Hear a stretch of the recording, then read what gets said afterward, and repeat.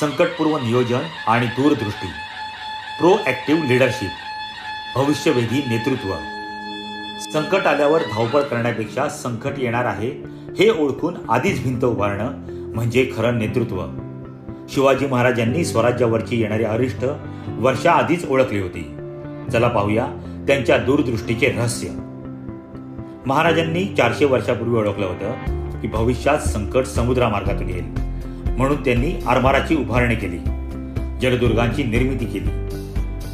परकीय सत्तांच्या हालचाली ओळखून त्यांनी केलेली ही तटबंदी म्हणजे फ्युचर प्रूफिंगचं उत्तम उदाहरण आहे. बिझनेसमध्ये याला म्हणतात ट्रेंड अनालिसिस. बाजारपेठ कधी बदलणार, ग्राहकांची आवड कधी फिरणार हे आधीच ओळखा. संकट दारात येईपर्यंत वाट पाहू नका, तर तंत्रज्ञान आणि बदल स्वीकारून आधीच सुरक्षित व्हा. Management lesson.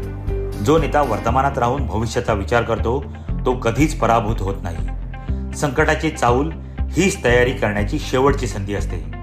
सतर्क राहा आणि नेहमी अपडेटेड राहा. तुम्ही तुमच्या बिझनेसच्या भविष्यासाठी कोणती तयारी केली आहे? कमेंटमध्ये नक्की सांगा.